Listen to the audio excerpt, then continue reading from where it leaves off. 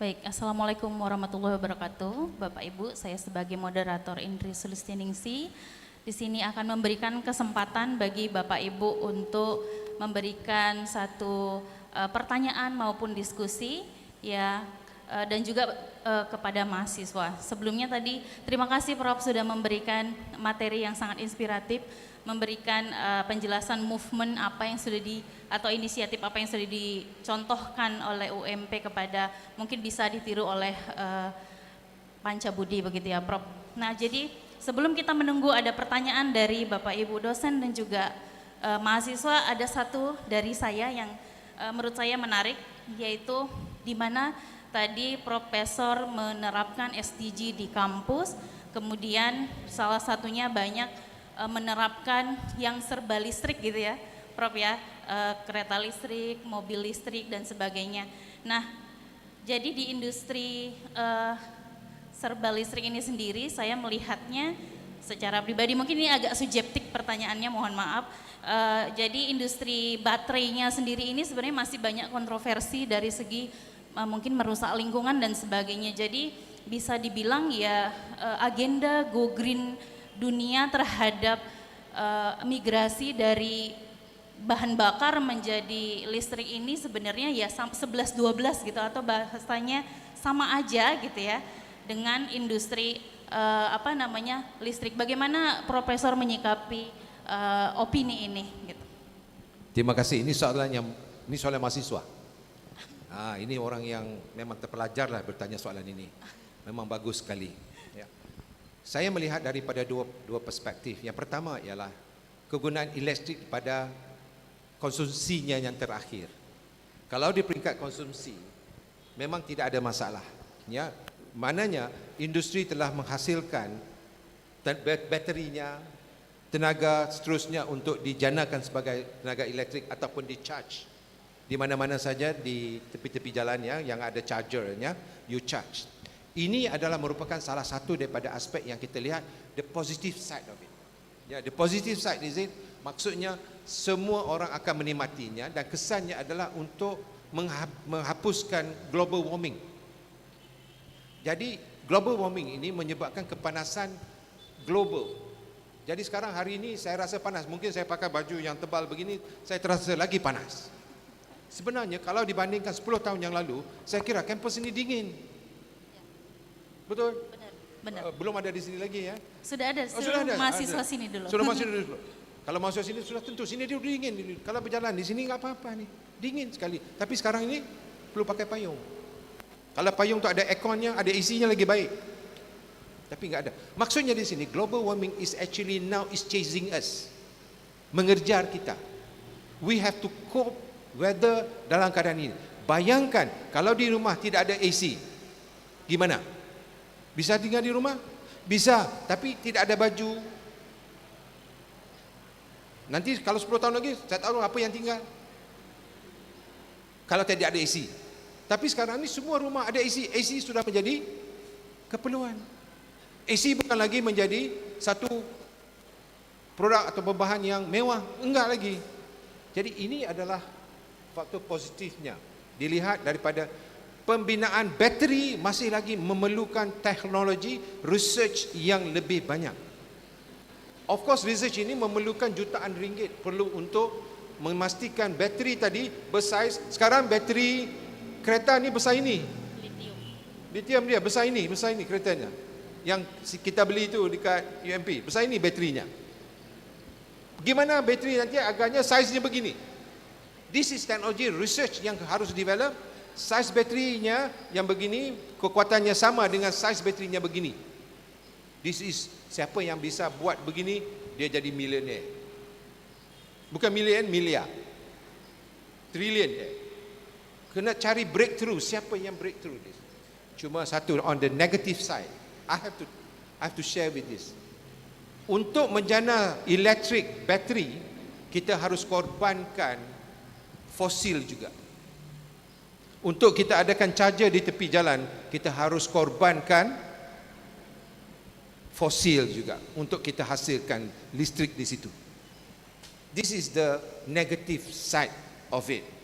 Maksudnya di sini ialah hendak ataupun tidak, kita masih memerlukan listrik dalam bentuk apa yang dikatakan daripada bukan hidro.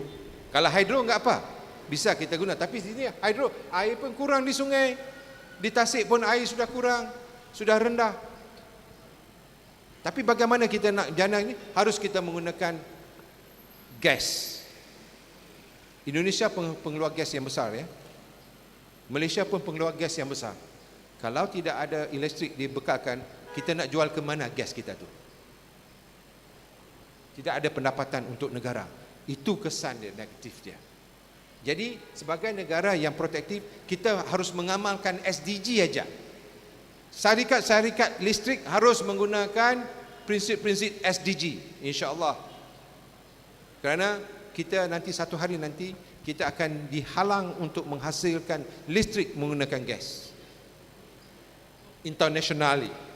Kerana produk kita ini air mesti ada cok yang kata ini user friendly ataupun eco friendly. Sekarang ni belum. Sekarang enggak ada ya Pak ya? Untuk kalangan sendiri. Tapi tidak ada cok yang mengatakan di sini adalah eco friendly. Maksudnya tidak ada unsur-unsur SDG tadi dikorbankan. Enggak ada. Yang ini akan ke hadapan.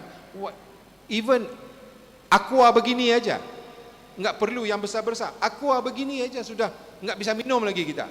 Mana kita mau pergi minum? Aqua yang baguslah. This is where contohnya Avion yang apa nama tu? Avion yang jenama yang bagus tu daripada Eropah tu. Air mineral Avion. Semua tu adalah mengaplikasikan SDG.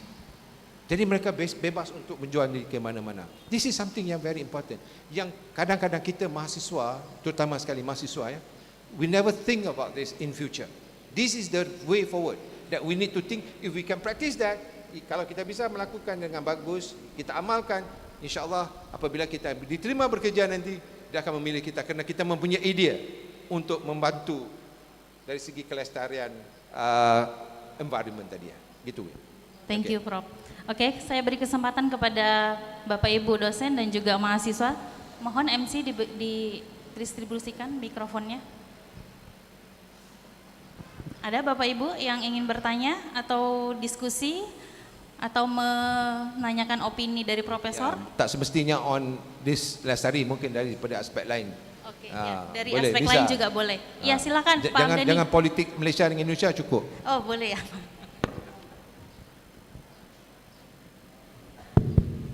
Terima kasih Bu Indri. Assalamualaikum warahmatullahi wabarakatuh. Terima kasih Prof. Prof ini orangnya humoris Bu Indri. Jadi tadi malam kita makan bersama. Beliau sempat menyampaikan ke kami, Medan panas Pak. Saya jawab panas 1 minggu terakhir. Terus beliau bilang, Medan ini panas karena ada es, katanya begitu kan. Saya sempat bingung karena yang menyampaikan seorang profesor. Ini literatur dari mana ya begitu kan? Itu panas karena ada es. Saya sempat berpikir gitu Bu Indri. Kalau tidak ada es itu panah Pak katanya. Jadi selera humornya tinggi. Satu frekuensi sama Bapak ya. Terima kasih Prof. Alhamdulillah juga hadir di tengah-tengah kita Bapak Direktur PDAM. Jadi kemarin Pak Isa itu niatkan kepada kami panitia supaya kalau bisa diundang Direktur PDAM karena tema yang akan disampaikan ini ada kaitannya juga dengan keberlangsungan sustainable terkait air gitu ya, air minum. Terima kasih Pak sudah berkenan hadir. Mungkin nanti juga bisa memberikan pandangan wawasan untuk bagi kita semua. Satu pertanyaan saya Prof terkait dengan EBT ya. Jadi kami di Pancabudi juga sebenarnya sudah memulai untuk mendalamilah soal EBT terkhusus solar panel Prof. Cuman memang satu kendala yang kita hadapi bahwa investasi awal ini yang memang luar biasa mahal gitu ya. Saya pernah membaca sebuah tulisan ya dari seorang peneliti dari Jerman juga gitu. Bahwa apabila permukaan bumi ini tertutup panel surya seukuran 700 kali 700 km, maka kebutuhan energi seluruh dunia itu akan terpenuhi. Ini kan luar biasa gitu.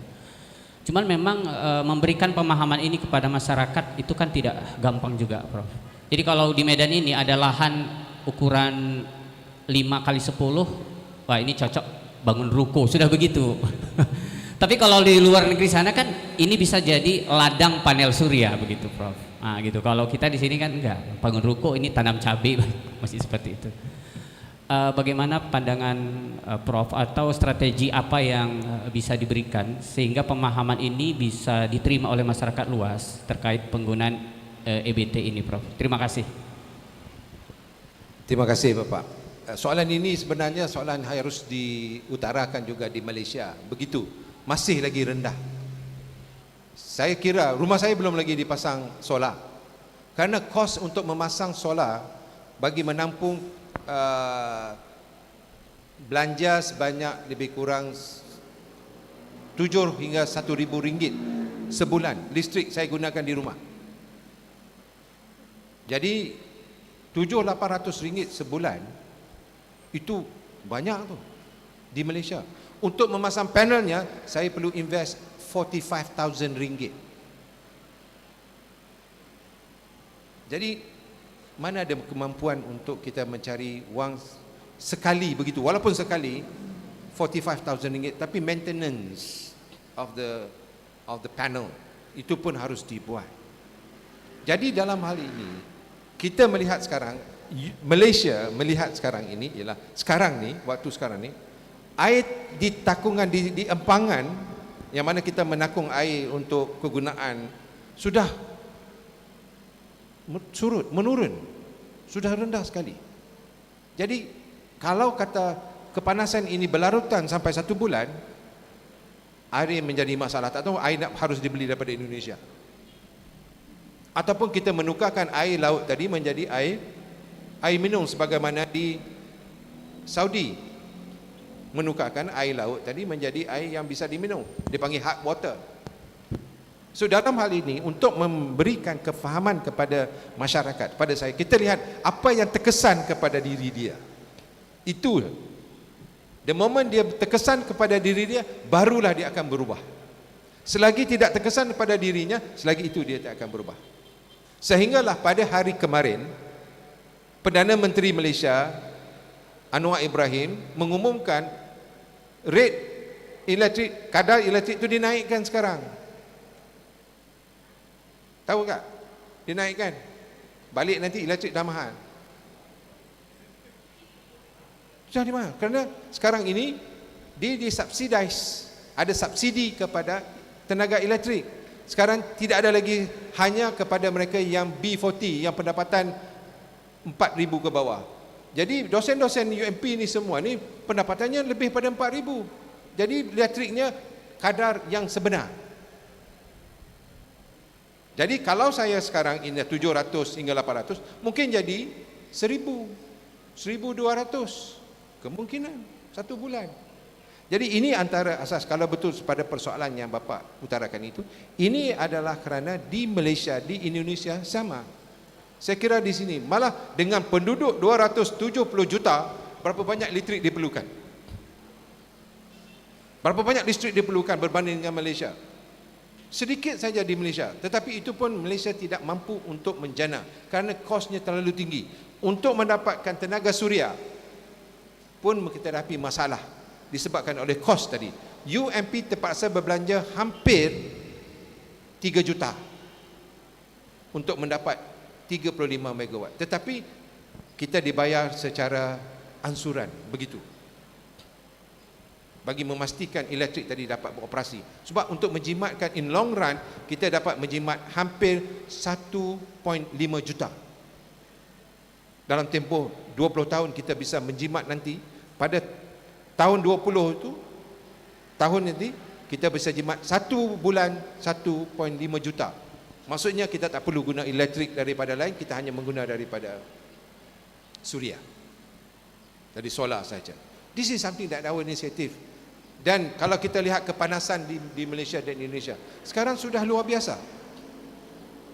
Di Malaysia waktu saya kecil dahulu, saya bisa berjalan di bawah matahari tanpa hitam, tanpa tukar kulit tanpa tan. Tapi sekarang ni dalam tempoh 5 minit saja duduk di bawah tu, kita sudah berubah warna. Itu sebab saya duduk cuma 20 minit je. Ini berubah warna ni. Kalau tidak, tak begini. Jadi insya-Allah perubahan-perubahan ini disebabkan oleh global warming, di mana ultraviolet directly goes to us. Ada kebaikannya ultraviolet turun ini kerana dia bisa menghasilkan energi. Ya, kita bisa dapat energi daripada ultraviolet ni, tapi untuk kesihatan enggak bagus. Bisa ada kanser, bisa ada penyakit lain. Kita takut duduk di bawah matahari itu. Jadi kepada mahasiswi ya, yang wanitanya harus pakai payung, lelaki enggak apa-apa. Yang harus pakai payung, begitu. To avoid kecantikan tadi dirobek oleh matahari. Cahaya, bukan matahari, cahaya dia. So now, if we look at malam, malam bukan dingin lagi, malam masih hangat. Sewaktu saya berada di Qatar, di Oman, saya berada di Oman, pada waktu malamnya seperti waktu di siang hari ini begini. Cuacanya begini, keadaannya begini di waktu malamnya. Kalau ini malam, siangnya bagaimana? Kita akan menempuh ini dalam masa tempoh 10 tahun lagi. Kalau tidak ada usaha-usaha, kita menanam pokok ditebang, ditanam, kita menanam bagus, kita menanam pokok kelapa sawit. Kita tanam, kita tebang pokok, kita tanam kelapa sawit. But this is very important. This is something that we need. Bukan saya menjadi champion NGO untuk alam sekitar, enggak. Tetapi saya concern kepada anak cucu saya. Saya mati mungkin esok lusa, tapi anak cucu saya insya-Allah dengan umurnya yang muda tu mungkin panjang lagi. This is what we concern. We are not concerned. Saya bukan concern diri saya, concern in future. What going to happen to our children, grandchildren, great-grandchildren. Kalau adalah kita tahu. This is something. Kalau betul Pak ya, saya menjawab itu antaranya. Terima kasih. Oke, terima kasih Prof. It's okay to be 10, Prof. Ya, it's American standard. Oke, Bapak Ibu dan para mahasiswa, ada lagi? Mungkin terakhir dari saya, Prof, ini it's a little bit out of the topic, tapi tadi saya dengar Prof ada menyebut ESG sebagai one of the concept for the industry. We agree for the concept, but I thought ESG ini satu indikator yang cenderung subjektif gitu ya, Prof. Jadi nilainya kan diatur oleh GRI kalau tidak salah. Jadi what do you think about the ESG? For your information, and until now, my knowledge about ESG, tidak ada satu lagi badan yang khusus yang mengiktiraf sama ada kita sudah comply dengan ESG ataupun enggak. Belum. Saya belum lagi tahu. Yang ada cuma mengikut industri-industri, tetapi secara globalnya enggak ada. Jadi usaha sekarang ialah UMP, kami ingin menjadi apa dipanggil ya, qualifying agency untuk qualify whether your company comply to ESG ataupun enggak. Ya, kerana that is very important. Baru-baru ini saya bilang, saya melawat yang kilang tadi yang membuat fan case untuk Boeing Airbus. Saya bertanya dia, apa yang keunikan yang menyebabkan company, Malaysian company, the only Malaysian company yang mendapat rights untuk menghasilkan fan case untuk Airbus, which is very important component to the jet. Kalau tidak ada tu tak bisa terbang mana-mana pesawat. Dia kata kerana kami adopt ESG. How do you know that you are actually comply to ESG? Dia bilang ada agensi company sendiri, maksudnya dalam industri itu yang mengiktiraf kita sebagai. Contohnya, kalau pelajar-pelajar akuntansi, finance, mereka selalu sering merujuk kepada annual report. Di dalam annual report harus dilaporkan apakah inisiatif ESG, SDG dilakukan di dalam perusahaan-perusahaan berkenaan. Itu yang dilakukan dan langsung dapat diberikan.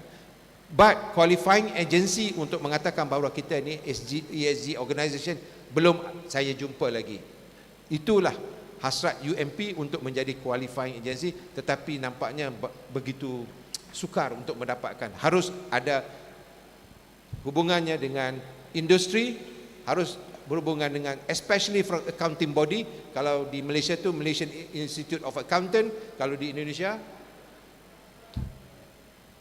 ada Institute of Accountant di Indonesia, harus bekerjasama untuk hasilkan suatu dia panggil indeks yang mengatakan bahawa company ini telah memenuhi SDG, ESG. Ini apa yang saya sedang lalui dan saya sedang memahami proses ini. Jadi this is a peluang untuk kebanyakan industri, kebanyakan pengajian tinggi, ya, perguruan tinggi untuk menghasilkan graduan di dalam bidang yang faham tentang ESG dan ESG. Because it's not because kita mau itu kerana kita mengikut apa yang di United Nations. No, because this is the way of business is going to be in future. You cannot run away from having ESG, SDG compliance company. Sekian, Assalamualaikum warahmatullahi wabarakatuh. Waalaikumsalam warahmatullahi wabarakatuh. Baik, Bapak Ibu para peserta, para tamu yang saya hormati, demikianlah. Oh, ada pertanyaan satu lagi ya? Oke. Boleh ya, extend ya Prof, satu lagi.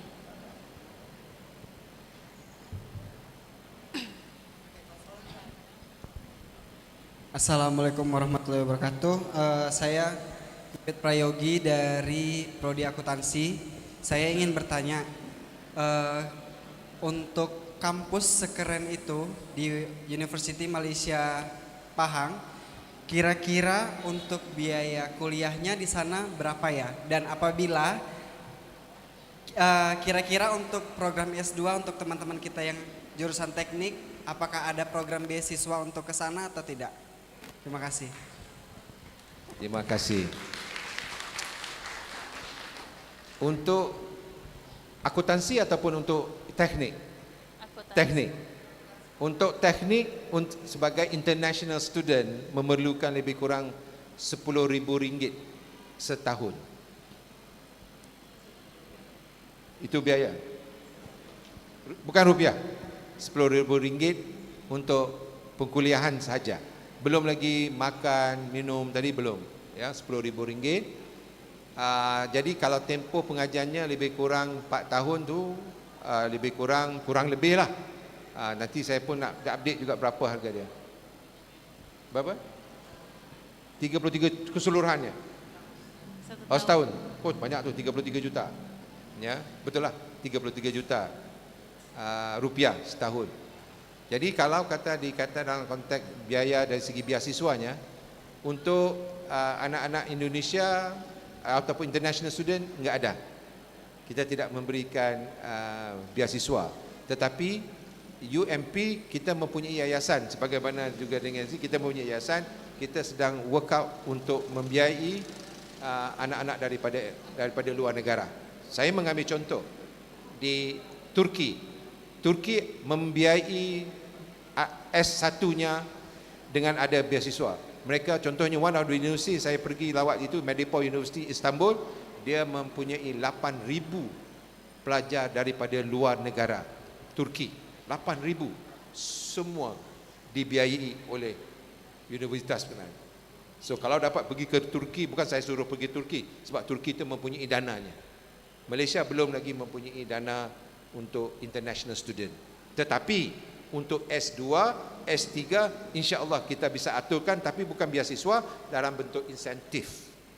Iaitu contoh pembiayaan mungkin sebulan kita bayar lebih kurang RM1,200 sebulan. Kita bayar kepada untuk S2 dan S3. Tetapi S1 enggak ada, ya. Maksudnya 1,200 lebih kurang berapa? Dalam 3 juta. 3 juta sebulan kita biaya kepada yang ingin ikut program kita secara full time di kampus S2 dan S3. InsyaAllah kita ada. Sebagaimana saya kata tadi, kita memperuntukkan sebanyak 10 juta ringgit, lebih kurang dalam 300 juta.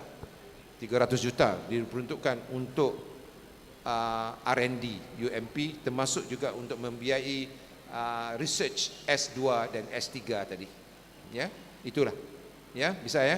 Tapi kalau di Turki 8,000 disediakan untuk antarabangsa, maksudnya di luar daripada Turki untuk belajar di Turki. Tetapi harus belajar dalam bahasa Inggeris lah, bukan dalam bahasa Turks ya.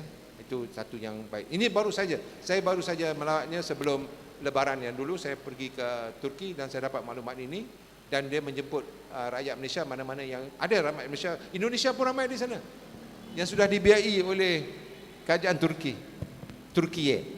ya untuk belajar di sana menggunakan biaya daripada kerajaan Turki. Terima kasih. Thank you, Prof.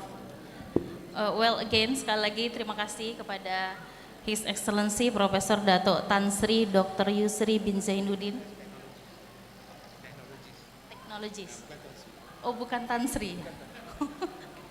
Actually, I asking one of the PhD from Perlis. He said TS is Tan Sri. So it's mistaken. I'm sorry, sir.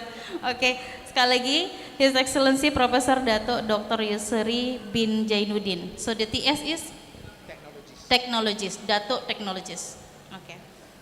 Kepada semua peserta yang telah hadir hari ini, mari kita terus berkolaborasi dan berinovasi untuk mencapai masa depan yang pintar dan lestari bagi kita semua. Assalamualaikum warahmatullahi wabarakatuh. Terima kasih kepada Ibu Indri Sulistianingsih selaku moderator.